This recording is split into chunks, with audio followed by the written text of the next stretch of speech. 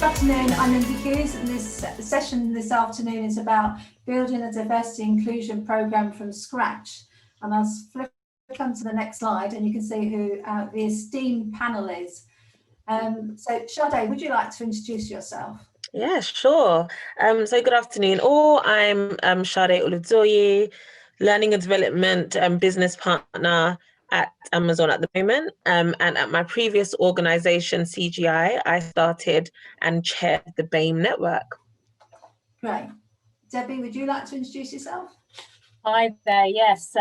Just to let you know, I've got some builders downstairs, so they have been drilling on and off, so I might have to mute myself intermittently. But yeah, my name's Debbie. I'm one of the senior consultants as Inclusive Employers. We're a national organisation that works with all types of businesses to support them with their inclusion programmes, and we work across all of the protected characteristics, and inclusion much more broadly, so looking at any difference that might sort of prevent complete inclusion within the workplace. Brilliant, thank you. And lastly, Nadine. Hi everyone, my name is Nadine Matuja. I'm currently the Executive Director for Oxford City Council. I'm responsible for quite a broad range of services ranging from leisure, arts, culture, community services, community facilities, ICT and lots of EDI related work. Just some background, so just some key milestones that I've delivered. So last year, before I joined the City Council, I helped the Parole Board diversify its panel boards. This was in direct response to the Lammy review as per the issues around disproportionality within the criminal justice system.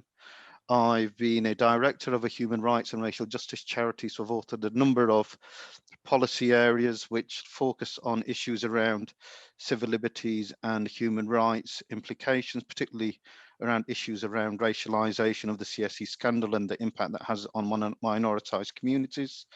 And recently in Oxford, we launched an anti-racism charter, which includes, probably first time in this country, a specific definition in relation to anti-Black racism. Unless we understand the structural institutional factors of racism, it's quite difficult to actually deliver an EDI or an inclusion environment. So that's me. Thank you so much. Excellent introductions here. So let's just kick off and start to put a few facts on the screen here. So our world is changing at an unprecedented speed, with advancements in technology, shifting demographics and changing workforce. Employees want from their organisations to take a far more active role in looking at social and cultural issues in and out of the workplace.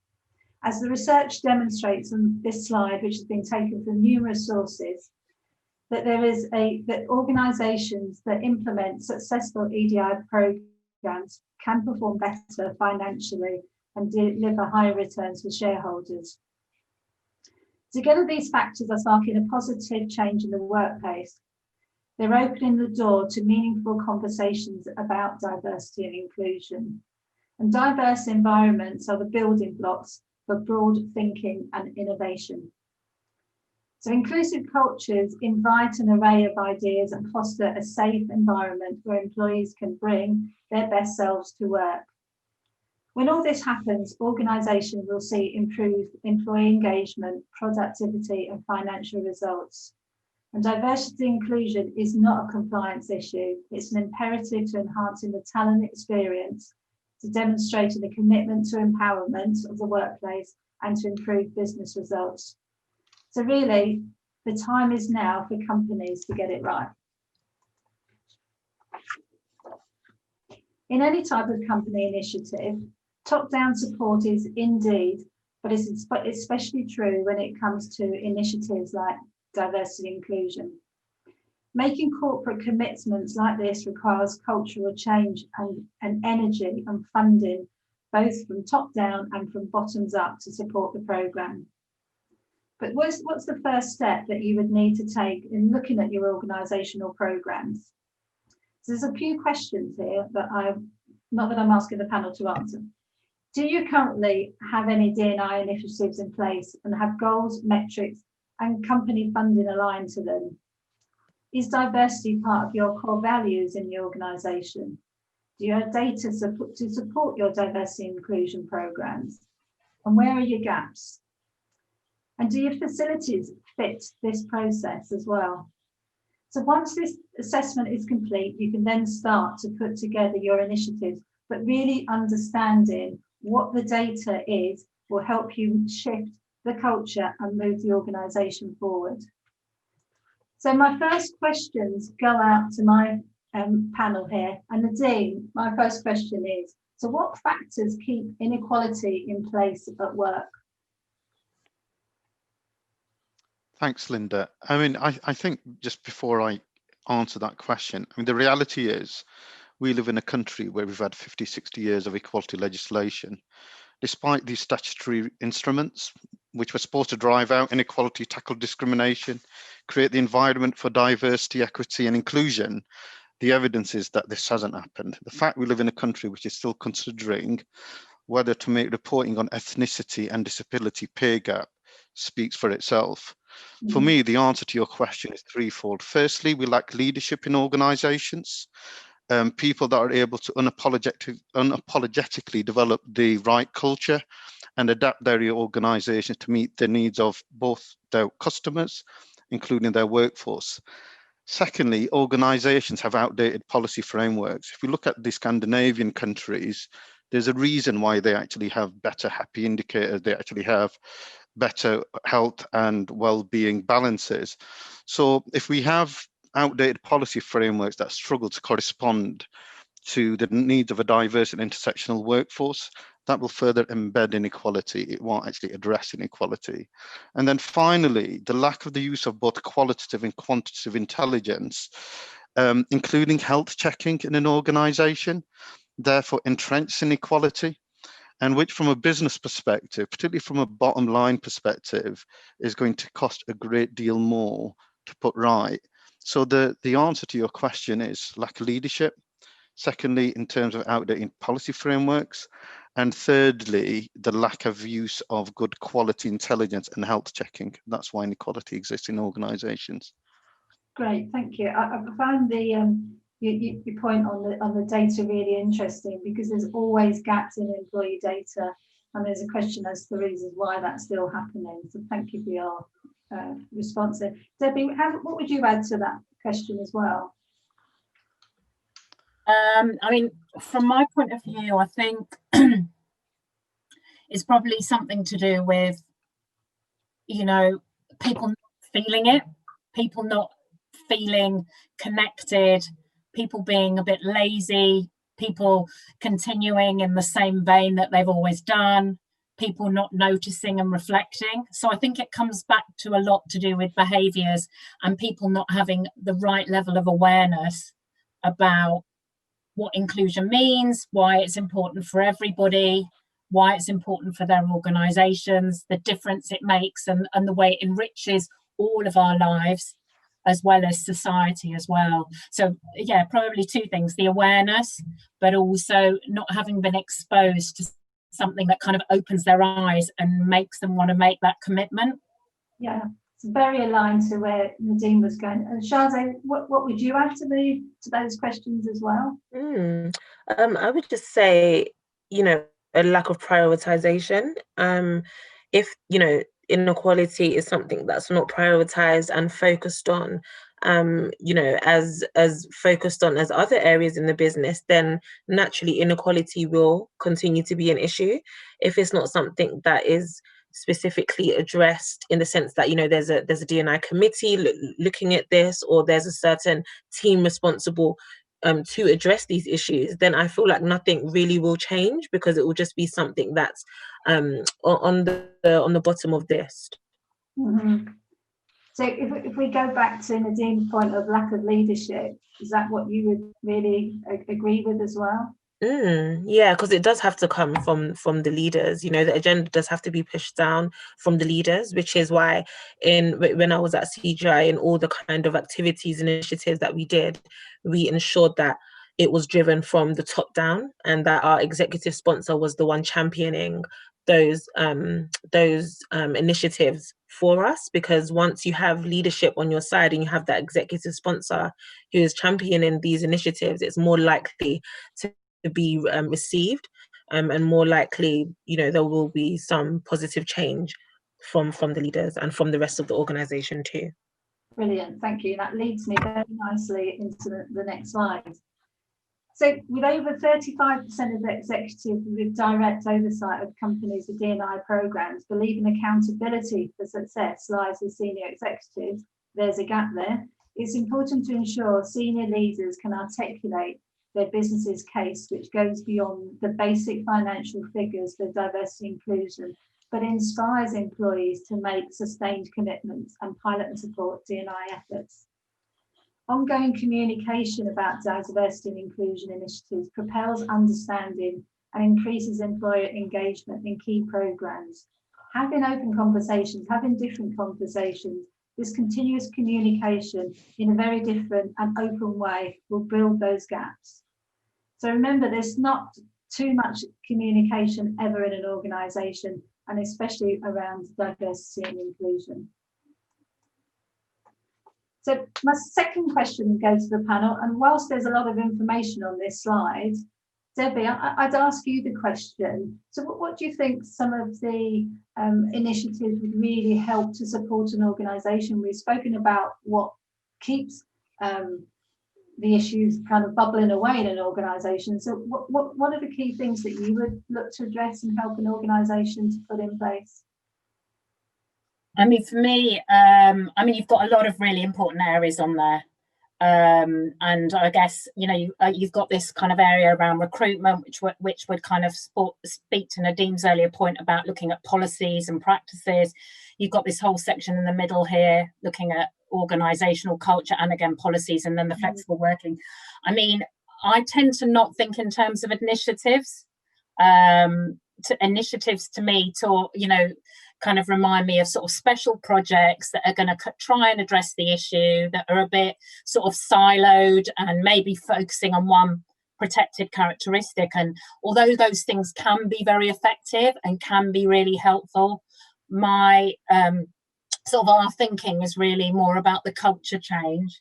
And doing things over a long period of time so that they're sustainable, that they're part of the culture, that there's an environment where anyone can succeed and feel like they're themselves, not just focusing on one dimension of someone's identity. So, it would be about sort of talking to your workforce, maybe looking at the data as well, finding out what their lived experience is like, what's going well, where are the gaps. Where can they make improvements, and then starting to change the culture as a result of that. So, looking back at the slide that you were talking about earlier about, creating an environment where everybody's voice is heard, where everyone feels valued, where there's the right kinds of behaviours demonstrated from leaders, from managers, from allies as well, about, getting to know each other, being able to have open conversations about challenges that the people are having, being able to, if there are patterns in the way that people are feeling, that starts to shape the way that the organisation operates. And so I think it's more about an approach and a culture than an initiative, if you like. And that you'd have, and that certain types of behaviours are threaded through the culture that are really reinforced, and then they're rewarded as well through the appraisal, through who gets recruited, through who gets developed. So it's those kinds of things, and really, really important would be that leaders are role modelling those behaviours, because as soon as leaders start to push back against conformity or a particular culture which stifles conversation, debate, people being themselves, that signals to everyone that this is a space where I can be myself as well in such a really, really powerful way. Brilliant. That was amazing response. Thank you. Nadeem, what would be your thoughts as well? I mean, I'd probably add to that, but I just before I came on this call, I was listening to what Jenny was saying, and she used two phrases. She spoke about imposter syndrome, but she also spoke about microaggressions.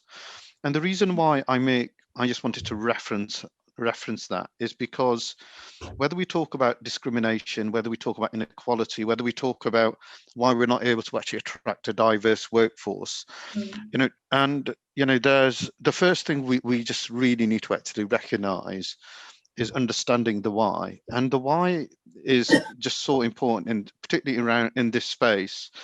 None of these things actually happen in a vacuum. They happen because organizations aren't fit, aren't actually ready to understand the why they're actually undertaking this piece of work. And if you're not able to understanding it from a business perspective, whether it's, if we look at the McKinsey research, we know organizations actually have a competitive advantage, those who embrace diversity. We live in a country where 51% of the population are women.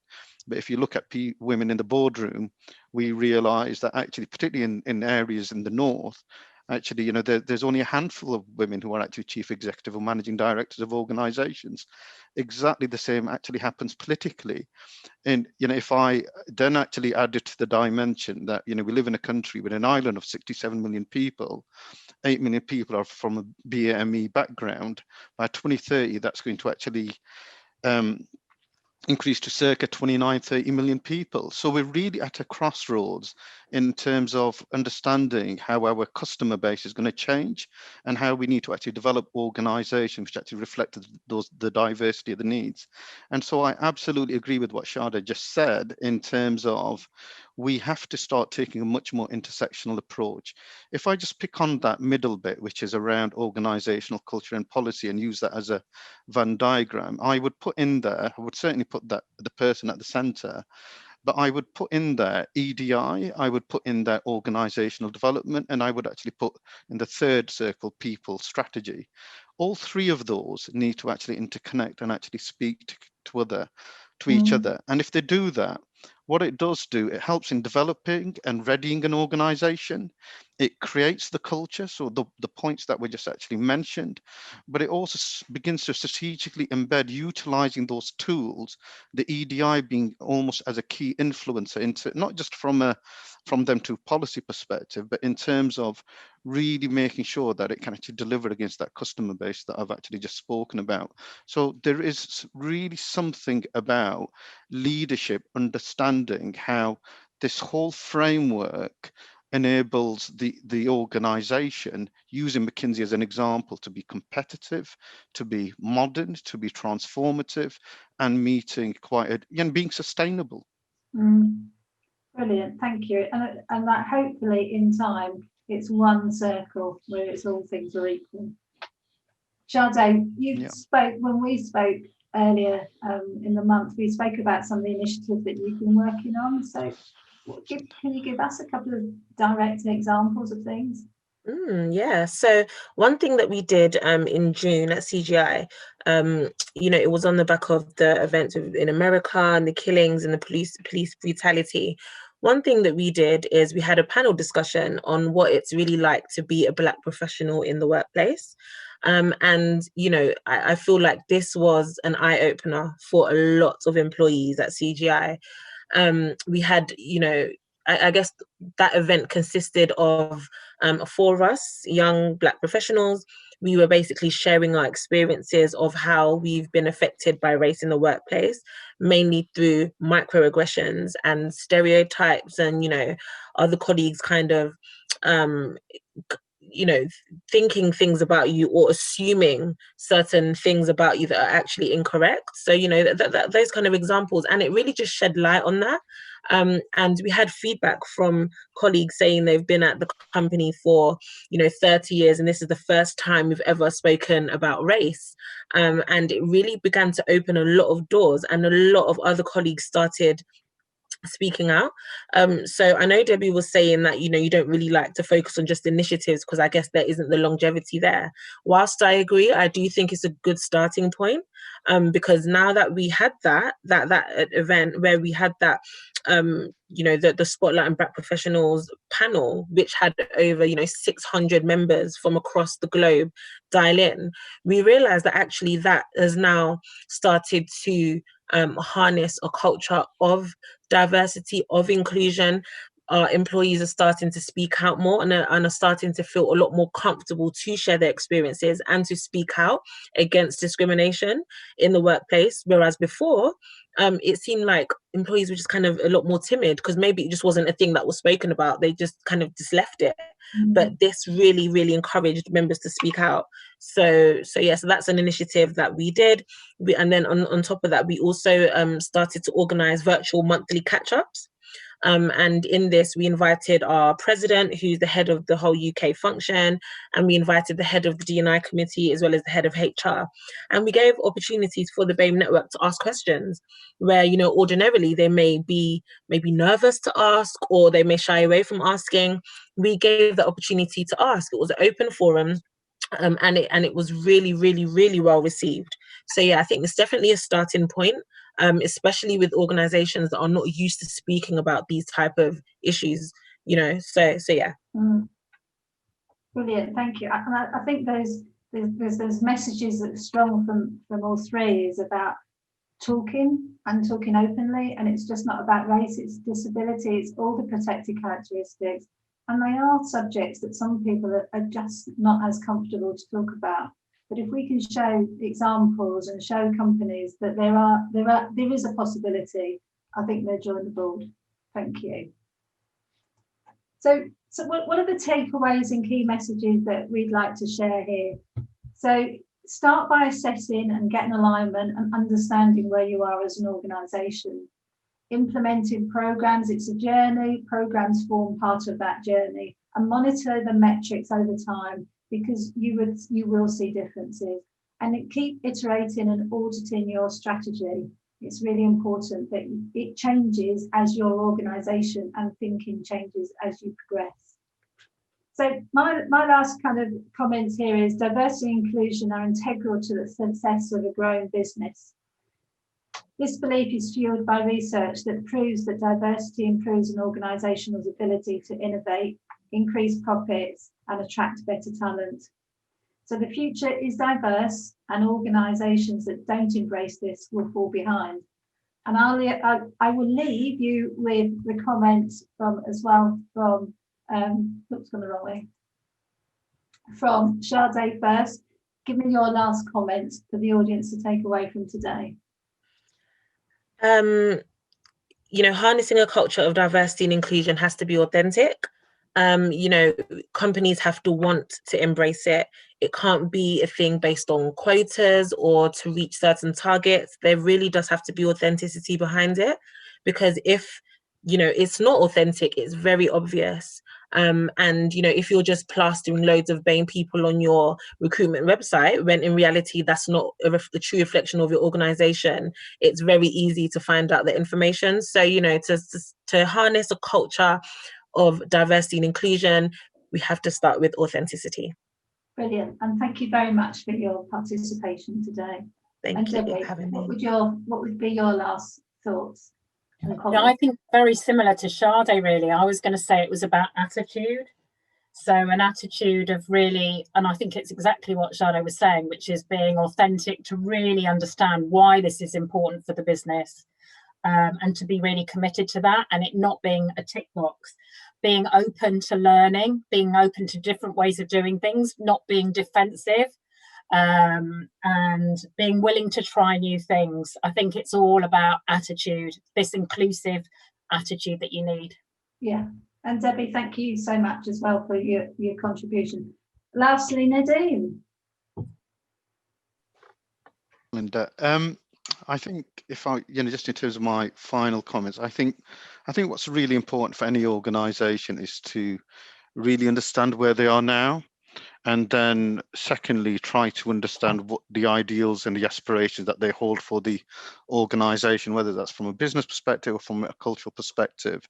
And if they can really quantify them to positions and understand the gap between the two, it's in that context that they should develop their EDI strategy.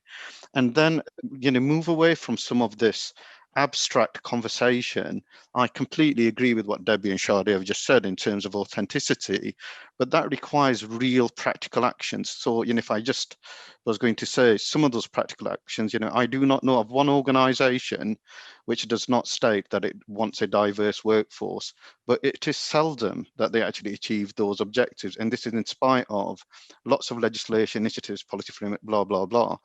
And what I would really say is, to those organizations, is stop fishing in a monocultural pond expecting to catch diversity, because it's not going to happen.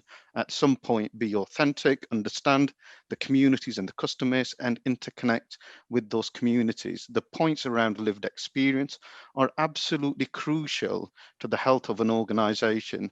And whilst I appreciate aspects like shadow boards may actually have a particular value to organizations and to actually design policy or business frameworks in an inclusion context, I would also just caveat that with this point, that actually, when we actually talk about shadow, there is an inequity in that particular point itself. So what we have to do is start thinking about developing talent pipelines, understanding our diversity profiles, making sure from there, when we're investing in organizational development or in terms of training development, we have specific organized pipelines where we are able to actually understand how we're going to pull these people up and make sure that there is going to be equity at the top tiers of the organizations. So my final thing to say would be, if you're going to develop an EDI strategy, thinking about everything that's happened for the last 50, 60 years, ask yourself this question: do I know them two positions? And secondly, what do I need to do differently? And three, let's make sure it's practical and authentic.